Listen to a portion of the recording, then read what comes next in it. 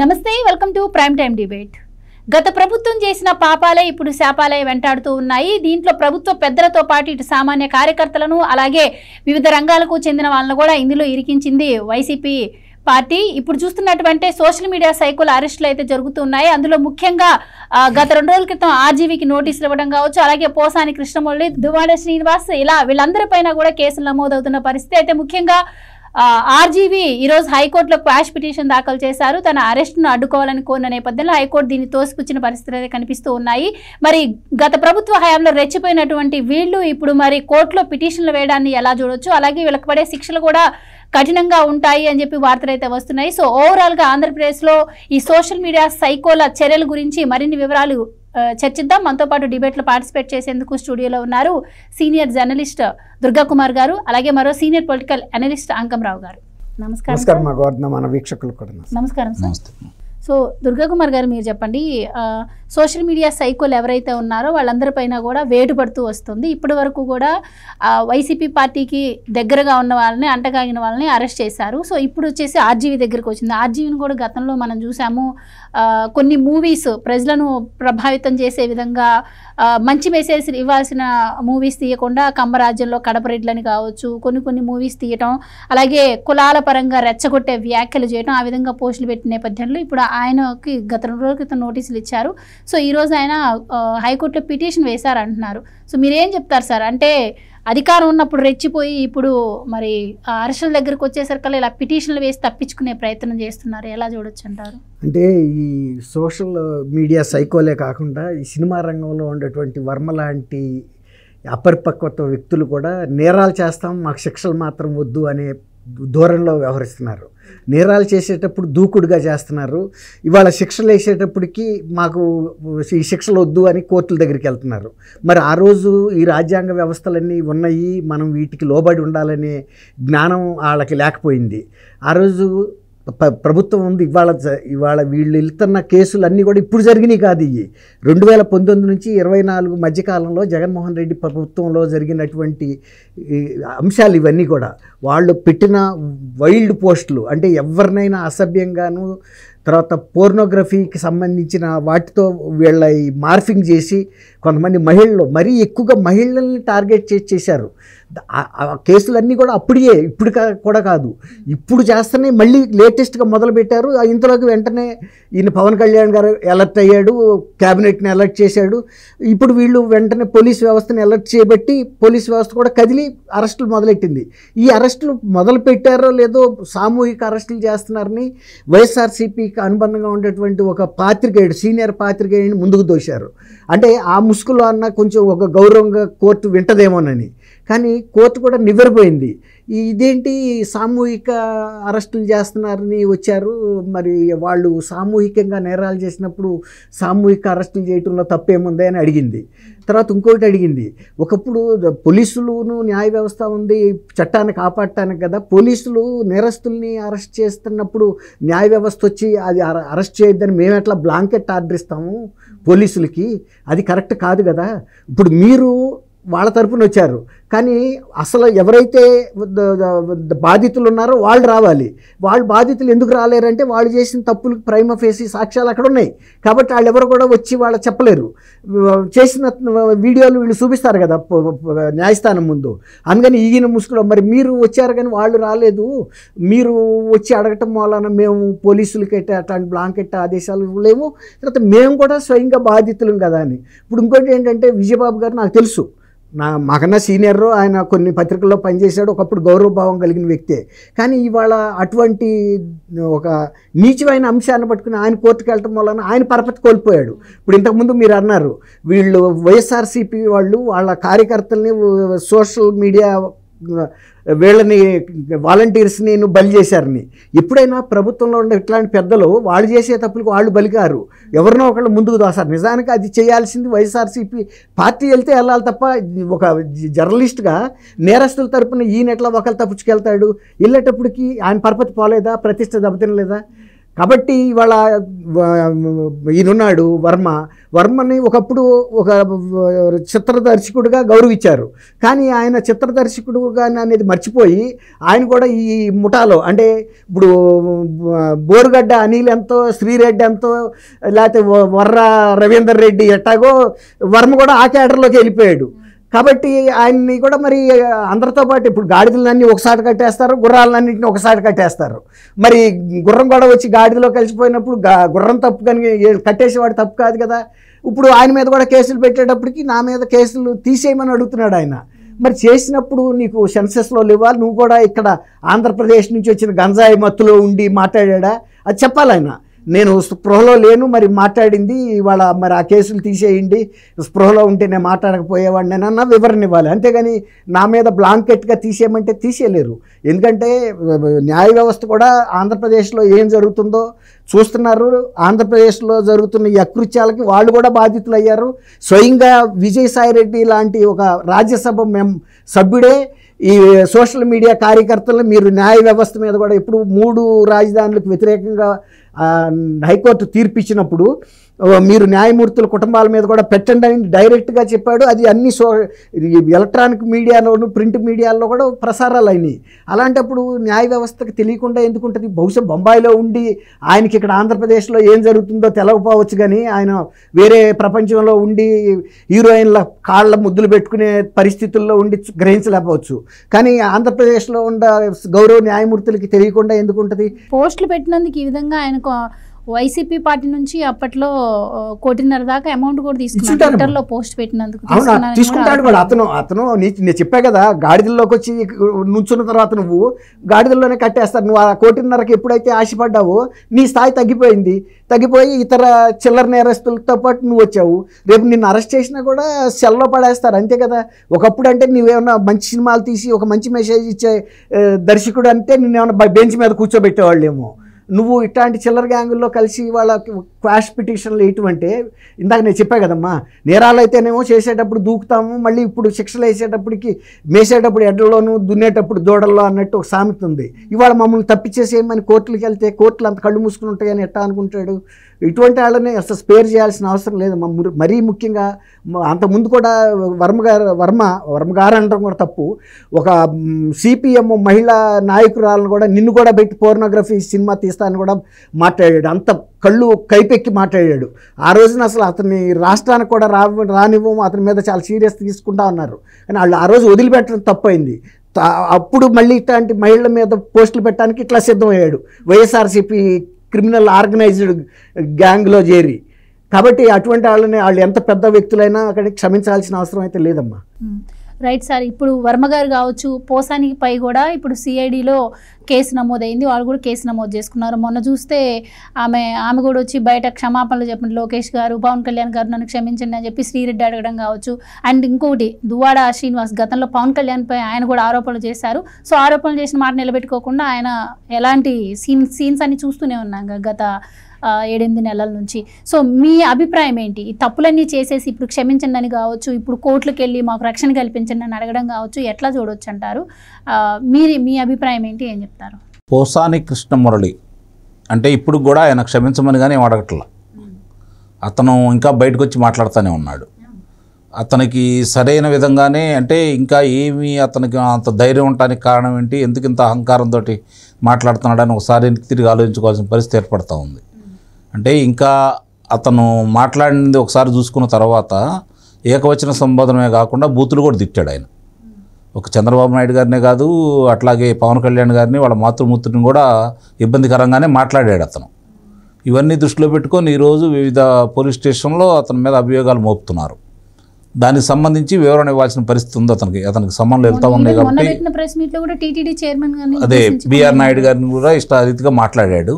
ఇవన్నీ చూసుకుంటా ఉంటే వాళ్ళు ఏదో వ్యూహాత్మకంగా వెళ్తున్నారు. అతను మామూలుగా సహజంగానే కాస్త దూకుడు మనస్తత్వం కాబట్టి వాళ్ళు ఏదో వ్యూహాత్మకంగా ముందుకెళ్తున్నారని మాత్రం ఒకటి అర్థమైపోతా ఉంది. రెండోది ఏంటంటే ఆ వ్యూహాత్మానికి కారణం ఏంటంటే వాళ్ళ శ్రేణుల్ని అంటే భయపడి పారిపోతూ ఉన్నారు. ఇప్పుడు జరుగుతున్న వర్ర రవీందర్ రెడ్డికి సంబంధించి అతన్ని అదుపులో తీసుకున్న తర్వాత అతను చెప్పిన విధానాలు చూసుకొని ఒక్కొక్కళ్ళకి సమన్లు పంపిస్తున్న విధానం చూసుకున్న తర్వాత మిగిలిన వాళ్ళకి కొంత భయం అనేది ఏర్పడింది.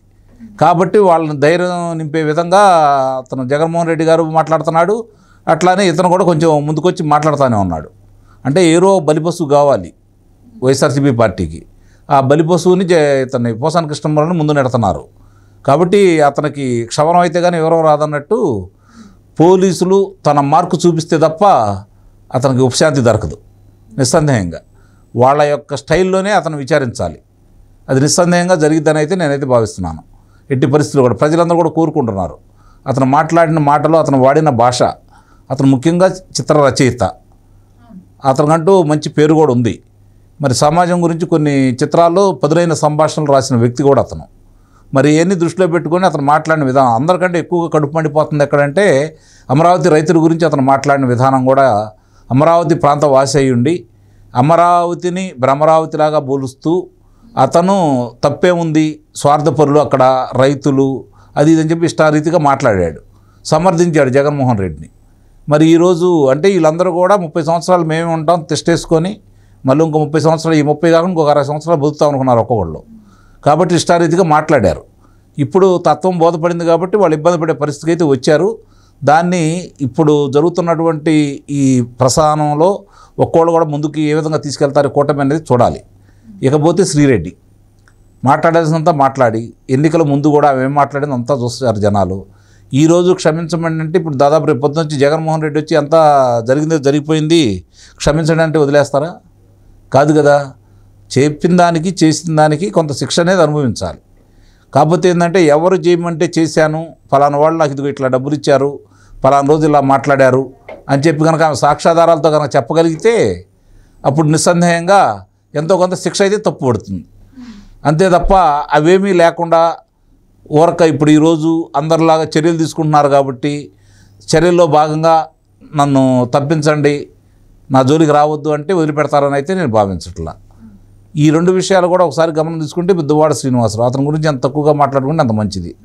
ఎందుకంటే అతను ఎన్నికల ముందు అలాగే అచ్చెన్నాయుడు గారి గ్రామంలోకి వెళ్ళి జీప్ మీద కూర్చొని చేతిలో ఆయుధం పట్టుకొని ఏ విధంగా మాట్లాడింది, అలాగే తర్వాత ఎన్నికల ముందు ఏ విధంగా మాట్లాడింది, మరి ఎన్నికల తర్వాత ఏ విధంగా మాట్లాడింది అందరూ చూశారు. అతను ఏదో విర్రవీగిపోయి ఇష్టారీతిని మాట్లాడాడు. ఈరోజు కూడా మరి మొన్న తిరుపతి దేవస్థానం వెళ్ళిన సందర్భంగా వాళ్ళు మాధురి గారు ఆయన కలిసి చేసినటువంటి విన్యాసాలు కూడా అందరూ చూశారు. దాని మీద కూడా ఏదో అభియోగం నమోదైంది తిరుపతి దాంట్లో. కాబట్టి వీళ్ళందరికీ చట్టపరంగా శిక్షలు పడాలి. అలాగే జరగాల్సిన తతంగం అంతా జరిగితే తప్ప వీళ్ళు మాట వినరని నేను భావిస్తున్నాను. రైట్ సార్, మనం చూస్తున్నాము ఎప్పుడైతే ఈ సోషల్ మీడియా సైకోల అరెస్టులు జరుగుతున్నాయో వైసీపీ ఏం ప్రచారం కక్షపూరితంగా అనవసరంగా కేసులు పెడుతోంది. అసలు కేసు కూడా ఫైల్ చేయకుండా లాకప్లో వేసి హింసిస్తుంది, ఆ తర్వాతనే కేసులు ఫైల్ చేస్తున్నారు అని చెప్పి ఇదంతా కేవలం కక్షపూరితం అనే ప్రచారం చేస్తుంది. అందులో భాగంగానే ఈరోజు రోజా గారు కూడా పోలీస్ స్టేషన్కి వెళ్ళి ఇటు జగన్ గారి మీద, భారతి గారి మీద, అలాగే వైసీపీ కార్యకర్తల మీద అన్యాయంగా పోస్టులు పెడుతున్నారు టీడీపీ వాళ్ళు అని చెప్పి ఆవిడ కూడా కంప్లైంట్ ఇచ్చారు. సో ఎలా చూడొచ్చు అంటారు సార్? ఇలా వాళ్లే చేస్తూ ఇప్పుడు దాన్ని మళ్ళీ అధికార పక్షం చేస్తుంది అన్నట్టుగా క్రియేట్ చేసి కంప్లైంట్స్ ఇవ్వడాన్ని ఎలా చూడొచ్చు? ఆవిడ మెయిన్గా ఇంకొక మాట కూడా అంటం జరుగుతుంది, ఏపీలో హిట్లర్ గడాఫీ కలిసి పరిపాలన చేస్తున్నట్టుంది ఇప్పుడు అని చెప్పి మాట్లాడుతుంది. ఎలా చూడొచ్చు అంటారు? జగన్మోహన్ రెడ్డి గారి ప్రభుత్వం ఇప్పుడు ఈ సైకోల్ని కేసులు పెట్టకుండానే అరెస్ట్ చేస్తుందని మాట అంటున్నారు కదమ్మా. మనం ఒక సింపుల్గా ఒక చిన్న ఎగ్జాంపుల్ చెప్తాం మీకు. చంద్రబాబు నాయుడు గారిని నంద్యాలలో అరెస్ట్ చేశారు. అది మొత్తం అదేం రహస్యంగా జరగలేదు, అంత ఎలక్ట్రానిక్ మీడియాలో ప్రసారం జరిగింది. వెళ్ళిన ఆయన ఎవరో ఒక సిఐఓ ఎస్ఐఓ కాదు, ఒక ఐపీఎస్ ఆఫీసరు డిఐజీ క్యాడర్ ఉన్న రఘురామ్ రెడ్డి, అప్పుడు ఆయన సిఐడిలో ఉన్నాడు, డిఐజీ క్యాడర్లో ఉన్నాడు అనుకుంటాను, ఐజీఓ, సరే what ever it is, IPS officer. ఆయన వెళ్ళి చంద్రబాబు నాయుడు గారిని అసలు Z+ కేటగిరీలో ఉన్న వ్యక్తుల్ని తెల్లారి సూర్యోదయం కాకముందు అసలు డిస్టర్బ్ చేయకూడదు, ఎందుకంటే వాళ్ళకి సెక్యూరిటీ పరంగా ఆ రక్షణ ఉంటుంది. ఆయన ముందు వెళ్తే వెళ్ళొచ్చు, 4 గంటలకో 3 గంటలకో ఆగాలి, సూర్యోదయం అయిన తర్వాత తలుపు తట్టాలి. కానీ ఆయన వెళ్ళగానే ఆ బస్సుల దగ్గర హడావిడి చేసేసి ఒక ఉగ్రవాదుల్ని అరెస్ట్ చేయడానికి వెళ్ళినట్టుగా చేశాడు. ఆయన చంద్రబాబు నాయుడు గారు తలుపు తీసుకుని బయటకు వచ్చాడు. వచ్చిన తర్వాత ఏంటి అంటే మిమ్మల్ని అరెస్ట్ చేస్తా, దేనికోసం అరెస్ట్ చేస్తున్నారు బాబు అని అడిగాడు ఆయన. ఎందుకు చేస్తున్నావు మాకు తెలియదు అన్నాడు. అసలు పని సెక్షన్ ఏంటి, సబ్జెక్ట్ ఏంటి, అది కూడా నాకు తెలియదు. మిమ్మల్ని అరెస్ట్ చేయమన్నారు, తీసుకురమ్మన్నారు. ఒక ప్రతిపక్ష నాయకుడిని ఒక కారణం లేకుండానే అరెస్ట్ చేసి తీసుకెళ్ళిపోయినట్టుగానే వాళ్ళు అనుకుంటున్నారు. కానీ ఈ సైకోళ్ళు అందరూ కూడా వాళ్ళు మాట్లాడిన వాటన్నిటికీ ఆడియో సాక్ష్యాలు ఉన్నాయి. అది ఇవాళ కాదు, కొంతమంది 4 సంవత్సరాల క్రితం మాట్లాడినవి ఉన్నాయి, 3 సంవత్సరాల క్రితం మాట్లాడారు. ఆ తర్వాత కూడా 3 సంవత్సరాల పాటు జగన్మోహన్ రెడ్డి ప్రభుత్వం అధికారంలో ఉంది. ఇప్పుడు సపోజ్ ఒక వ్యక్తి తీసుకున్నాం, అన్నీ మనం చర్చించలేము ఈ క్లుప్తంగా. బోరగడ్డ అనిల్ ఉన్నాడు. బోరగడ్డ అనిల్ ఏం మాట్లాడుతున్నాడు, ముఖ్యమంత్రి పేరు ప్రస్తావించాడు. అక్కడ ముఖ్యమంత్రి జగన్మోహన్ రెడ్డి కనుక నన్ను ఆదేశిస్తే 5 నిమిషాల్లోనూ ఒక అరగంటలో చంద్రబాబుని చంపేస్తాను, మళ్ళీ ముఖ్యమంత్రి ఆదేశిస్తే లోకేష్ బాబుని చంపేస్తాను. అట్లా ముఖ్యమంత్రి ఆదేశిస్తే గతంలో కూడా ఈయన కొంతమందిని చంపాడా?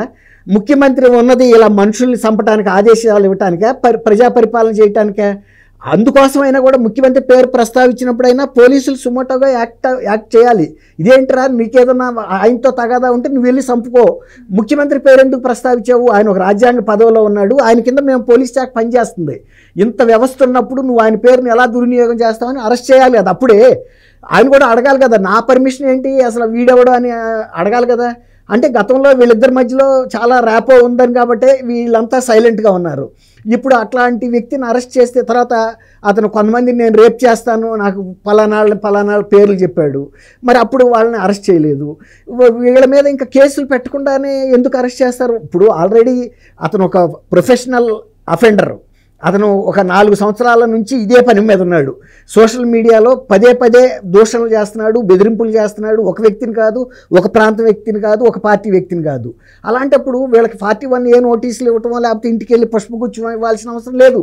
వాళ్ళని డైరెక్ట్గా పోలీస్ స్టేషన్కి తీసుకెళ్ళి ఆ విజువల్స్ ప్రూఫ్ చూపించి అవునా కాదా, అవును అంటే ఇంట్రాగేషన్ చేస్తారు, కేసు ఫైల్ చేసేస్తారు.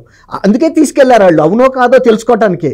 వాళ్ళ దగ్గర ఆల్రెడీ సఫిషియెంట్ ఎవిడెన్స్ ఉంది, అబండెంట్ ఎవిడెన్స్ ఉంది. సఫిషియెంట్ కాదు, అబండెంట్, కావాల్సిన దానికన్నా ఎక్కువ ఉన్నాయి. ఇప్పుడు జగన్మోహన్ రెడ్డి గారి మీద సిబిఐ ఎంక్వైరీ ఎన్ని ట్రంక్ పెట్లు ఉన్నాయో, ఒక్కొక్కటి మీద అంత విజువల్ క్యాసెట్లు ఉన్నాయి పోలీస్ స్టేషన్లో అని. ఇప్పుడు మీరు ఇంతకుముందు అడిగారు, వర్మ గారి మీద కేసులు పెడితే ఆయన వెళ్ళి వాటిని ఏమంటారమ్మా, క్వాష్ పిటిషన్ వేశాడు. చాలా పోలీస్ స్టేషన్లో నమోదవుతున్నాయి. ఆయన ఎన్ని పోలీస్ స్టేషన్ కానీ తిరుగుతాడు, తిడతామైతే తిట్టాడు. ఇప్పుడు అట్టాగే వీళ్ళ మీద కేసులు బుక్ చేయకుండా అరెస్ట్ చేశారంటే అసలు మీరు కేసే ఎందుకు బుక్ చేయలేదు ఇన్ని సంవత్సరాలు? వాడు అంత బహిరంగంగానే తిట్టి వాటన్నిటినీ మీడియా అంతా ప్రచారం జరిగినప్పుడు మీ ఇంటెలిజెన్స్ ఎక్కడ ఉంది, మీ పోలీసు విభాగాలు ఎక్కడ ఉన్నాయి, జిల్లాల్లో ఎస్పీలు, ఈ వ్యవస్థలన్నీ ఉన్నాయి కదా, నీ పేరును కూడా ఉపయోగించాడు కదా. అంటే నువ్వు గతంలో కూడా ఇటువంటి ఆర్డర్లు ఆడికి ఇచ్చినట్టుగా తెలుస్తుంది. దాన్ని బట్టి నన్ను ముఖ్యమంత్రి గారు కనుక ఆదేశిస్తే వీళ్ళిద్దరిని కూడా చంపుతానంటే అంతకుముందు ఎంతమందికి ఆదేశించి ఉంటాడు? కాబట్టి ఇలాంటి పిచ్చి మాటలు మాట్లాడుకుని ఇంకా పరపతి పోగొట్టుకోవటం. ఇప్పుడు 2029 నాటికి కూడా వీళ్ళ పద్ధతి మార్చుకోవట్లా. ప్రజల్ని ఇలాంటి హింసించే మార్గంలోనే ఉన్నారు. ఇప్పటికి కూడా తప్పుదోవ పట్టించే విధంగాను, తర్వాత ఇలాంటి నేరస్తుల్ని వాళ్ళ సమయం అంతా కాపాడుకుంటూ వచ్చారు. నువ్వు దిగిపోయావు కదా ఇవాళ. ఇంకా దిగిపోయిన తర్వాత కూడా నా ప్రభుత్వం ఉంది వాళ్ళని కాపాడే నేరస్తులు అంటే, అన్ని ప్రభుత్వాలకి నేరస్తుల్ని కాపాడే విధానం ఉండదు. నేరస్తుల్ని శిక్షించే విధానం కొన్ని ప్రభుత్వాలకు ఉంటుంది. ఆ ప్రభుత్వాలు ఆ పని చేయనివ్వండి. ఒకవేళ మళ్ళీ మీరు 29లో వచ్చినప్పుడు మీరు కాపాడుకోండి, తప్పులేదు. ఎందుకంటే మీ విధానం నేరస్తుల్ని ఎట్టి పరిస్థితుల్లో శిక్షించకూడదు, వాళ్ళని ప్రోత్సహించాల్సిందే. వాళ్ళతో మీ బిడ్డల్ని తిట్టించుకుంటారు, మీ చెల్లెల్ని తిట్టించుకుంటారు, తల్లుల్ని తిట్టించుకుంటారు, మీకు ముద్దు. కానీ అందరూ భరించలేరు అటువంటి భూషణాలని. కాబట్టి ఇటువంటి మాటలు మాట్లాడే వైఎస్ఆర్సీపీ నాయకులు ప్రజలకు ఇంకా దూరం అవుతారు తప్ప ప్రజలు అసహించుకోవటానికి ఇంకా కారణం అవుతారు. దానికి వాళ్ళే మూల్యం చెల్లించుకుంటారు. రైట్ సార్, తప్పుడు కేసులు పెట్టారు, కక్షపూరితంగా చేస్తున్నారని ప్రచారం చేస్తుంది వైసీపీ. ఇటు సోషల్ మీడియా సైకుల అరెస్ట్లో పక్క అయితే, మరోపక్క ప్రభుత్వం మారాక సునీత గారు ఇటు హోంమంత్రి గారిని అలాగే ముఖ్యమంత్రి గారిని కూడా కలిసి వివేక గారి హత్య కేసు ఏదైతే ఉందో స్పీడప్ చేయాలని కోవడం కూడా మనకు తెలుసు. సో అందులో భాగంగానే అప్పట్లో వివేకారెడ్డి పిఏగా ఉన్నటువంటి కృష్ణారెడ్డి స్టేట్మెంట్ కోసం ఈరోజు పోలీసులు వెళ్ళారంటున్నారు. సో ఏంటి సార్ మరి కృష్ణారెడ్డి స్టేట్మెంట్ ద్వారా మరి ఇంకెలాంటి సంచలన విషయాలు వెలుగులోకి వచ్చే అవకాశం ఉంటుందంటారు? అసలు ఏం చెప్తారు? ఇప్పుడు సడన్గా వెళ్ళి ఆయన స్టేట్మెంట్ తీసుకోవడానికి గల కారణం ఏంటంటారు? వివేక గారి హత్యకు సంబంధించి అది సిబిఐ వాళ్ళు పరిశోధన చేస్తున్నారు. అది వాళ్ళ పరిధిలో ఉంది, అది రాష్ట్రానికి ఏం సంబంధం లేదు. ఇక్కడ సునీత గారు ఇచ్చిన దాని మీద ఇప్పుడు ఆయన రామ్ సింగ్ గారి మీద పెట్టిన కేసుకు సంబంధించి విచారణకి మళ్ళీ ఆయన ఏం చెప్తాడని చెప్పని వెళ్ళడం కూడా జరిగింది. దాన్ని సిబిఐ వాళ్ళకే ఇస్తారు, ఎందుకంటే మళ్ళీ తిరిగి అంతా వాళ్ళ మీదకి వస్తుంది కాబట్టి, సిబిఐ అధికారులకు సంబంధించిన విషయం కాబట్టి అతని మీద ఫిర్యాదు చేశాడు కాబట్టి దానికి సమాధానం ఏం చెప్పాడు, అతను ఎందుకు ఇవ్వాల్సి వచ్చిందని చెప్పి వివరణ కోరడానికి వెళ్ళారు. అవి తీసుకున్నారు, దాంట్లో పొందుపరుస్తారు. ఆమె కోరిన విధంగా ఇప్పుడు చూసుకుంటా ఉంటే న్యాయస్థానానికి కూడా వెళ్ళేసి, సుప్రీం న్యాయస్థానానికి కూడా వెళ్ళేసి వాళ్ళ అన్న అధికారంలో ఉన్నటువంటి రాష్ట్రంలో తనకు న్యాయం జరగదని చెప్పి ఓ చెల్లెలు వాపోయింది. దానికి సుప్రీం కూడా అంగీకరించేసి పక్క రాష్ట్రానికి బదిలీ చేసింది. ఇక్కడ గమనించుకోవాల్సిన అంశం. ఇట్లాంటివన్నీ మనం చూసుకుంటా ఉంటే మీరు అన్నట్టు జరుగుతున్న వాస్తవాలని ఒక్కొక్క అంశాలను కనుక బయటికి తీసుకొస్తూ ఉంటే ఇప్పుడు జరుగుతున్న దానికన్నిటికీ వీళ్ళు ఒక్కొక్కళ్ళని బయటకు తీసుకొస్తూ అదుపులో తీసుకున్న సందర్భంగా వాస్తవాలు ఎక్కడ బయటకు వచ్చేసి ఎక్కడి నుంచి ఎక్కడికి వెళ్ళి ఎవరిని పేర్లు బయటకు వస్తాయి అనే భయం మాత్రం వీళ్ళకి పట్టుకుందనేది చాలా స్పష్టంగా అర్థమైపోయింది ఇప్పుడు అందరికీ. ఎందుకంటే ఎవరు దీన్ని ప్రోత్సహించారు, తాడేపల్లి పక్కన ఒక భవనంలోంచి మొదలుపెట్టారని చెప్పి చాలా స్పష్టంగా వరా రవీందర్ రెడ్డి చెప్పాడని చెప్పని మనకి అతన్ని పొందుపరిచినటువంటి వాంగ్మూలంలో ఉంది. కాబట్టి ఇవన్నీ చూసుకుంటా ఉంటే దానికి అవినాష్ రెడ్డి పిఏ రాఘవరెడ్డిని మమ్మల్ని సమన్వయపరిచేవాడు, మేము పెట్టిన కొన్ని ఇదైతే నాకు సంబంధం లేకుండానే నా పేరు మీద సజ్జల భార్గవరెడ్డి నిర్వహించాడని కూడా చెబుతున్నాడు. కాబట్టి అన్ని విషయాలు బయటకు వస్తాయి నిదానంగా, దాంట్లో ఎలాంటి సందేహం కూడా ఏం లేదు. కొంచెం ఇప్పుడే వేగం పెంచారు, ఆ వేగాన్ని కనుక ఇదే విధంగా ఉధృతంగా ముందుకు తీసుకెళ్తే అన్ని విషయాలు బయటకు వస్తాయి. వీళ్ళు ఎన్ని ఆహకారాలు తీసుకున్నా కూడా దాంట్లో 2000 సంవత్సరం నాడు యూపీఏ ప్రభుత్వం తీసుకొచ్చినటువంటి ఈ యొక్క చట్టానికి సంబంధించి అంటే ఈ ప్రసార మాధ్యమాల్లో కావచ్చు, లేకపోతే ఈ అంటే సామాజిక మాధ్యమాల్లో కావచ్చు, ఇలాంటి ఏదైనా పెడితే వాళ్ళకి 41 నోటీసులు మాత్రం ఇచ్చి పంపించమని చెప్పని ఆ రోజు పొందుపరిస్తే 2021 ఇప్పుడు ఉన్నటువంటి ఎన్డీఏ ప్రభుత్వం మోడీ గారి గతంలో ఉన్నటువంటి 2024 వరకు ఉన్న ప్రభుత్వం ఏం చేసిందంటే దాంట్లో కొన్ని సవరణలు చేసింది. దాంట్లో ఒక్కొక్క దానికి సంబంధించి ఏదన్నా విపరీతంగా అతను మళ్ళీ తిరిగి అదే చేస్తే అతనికి 5 సంవత్సరాల నుంచి 5 లక్షల రూపాయల జరిమానా కూడా విధించే విధంగా కూడా పొందుపరిచారు దాంట్లో. అలా కాకుండా వాళ్ళు రాసిన రాతలకి మనస్తాపం జరిగి ఎవరన్నా ఆత్మహత్య చేసుకుంటే వాళ్ళకి ఉరిశిక్ష కావచ్చు, లేకపోతే జీవితకాల శిక్ష వేసే విధంగా కూడా దాంట్లో పొందుపరచడం కూడా జరిగింది. దాంతోపాటు ఇప్పుడు వీళ్ళు దీనికి ప్రత్యేకమైన చట్టం తీసుకురావాలని, ఇలాంటి దానికి అడ్డుకట్ట వేయాలని ఇప్పుడు ఈ ప్రభుత్వం, ఈ కూటమి ప్రభుత్వం కూడా ఒక నిర్ణయానికి రావడం కూడా జరుగుతూ ఉంది. ఒకళ్ళు కాదు, ఇద్దరు కాదు, ఇప్పుడు చాలామంది రకరకాలుగా మాట్లాడుతూ ఉన్నారు. సహజంగానే దీంట్లో కొంత ఇబ్బందికరమైన పరిణామాలు కూడా ఉంటాయి. ఎందుకంటే ఇది మామూలుగా దీన్ని అడ్డం పెట్టుకొని అన్ని రకాలుగా ఇబ్బంది పెట్టడానికి కూడా అవకాశం ఉంటుంది ఒక చట్టం అంటూ వచ్చిన తర్వాత. దాన్ని ఒకసారి పరిశీలించుకొని దేని మీద ప్రయోగించాలి, దేని మీద ప్రయోగించకూడదు, ఎవరిని విచారించాలనేది కూడా విస్పష్టంగా కనుక దాంట్లో పొందుపరిస్తే మేలే జరిగింది. లేదంటే తర్వాత వచ్చే ప్రభుత్వాలు దీన్ని అడ్డం పెట్టుకుని వాళ్ళు చేయాల్సినవి కూడా చేస్తూ ఉంటాయి. కాబట్టి ఎవరికి కూడా అంటే అధికారంలో ఉన్న వాళ్ళకి ఈ చట్టాలు పావులుగా వాడుకోకుండా ఉండే విధంగా చట్టాలను కనుక రూపొందిస్తే అందరికీ మేలైతే జరుగుతుంది. రెండోది, ఇప్పుడు వీళ్ళు వాళ్ళు వరా రవీందర్ రెడ్డి పెట్టినటువంటి వ్యాఖ్యలకు సంబంధించి సభ్య సమాజం తలదించుకునే విధంగా ఉంది. కాబట్టి ఒక్కసారి దాన్ని కూడా పరిగణలో తీసుకొని ఇప్పుడు ఈ రోజు వరకు కూడా వాళ్ళు అతను చేసిన తప్పని మాట్లాడట్లేదు, ప్రశ్నించారని మాట్లాడుతున్నారు. కాబట్టి అవి మనం కూడా ప్రచురించలేము, ఎవరికి చూపించలేము, దాన్ని అంత అసహ్యంగా ఉన్నాయి. కాబట్టి మనమైతే మాట్లాడలేము. కాబట్టి అందుకే వాళ్ళు కూడా మాట్లాడలేకపోతున్నారు. వాళ్ళు కనుక నిజంగా మాట్లాడి ఇదిగో ఇట్లా అన్నాడు, ఇది తప్పేం కాదు కదా అని అంటే అప్పుడు ఆలోచించవచ్చు దాని గురించి. తప్పు కాదన్నప్పుడు పరారీలోకి వెళ్ళాల్సిన అవసరం లేదు కదా. ఇప్పుడు భార్గవరెడ్డి అయినా కావచ్చు, రాఘవరెడ్డి, వీళ్ళిద్దరూ కూడా అప్స్కాండ్ కదా. అవును, ఇప్పుడు పోయినసారి అన్నారు కదా మీకు బెయిల్ ఎందుకు, అదెందుకు, ఇది ఎందుకు అని మాట్లాడారు కదా.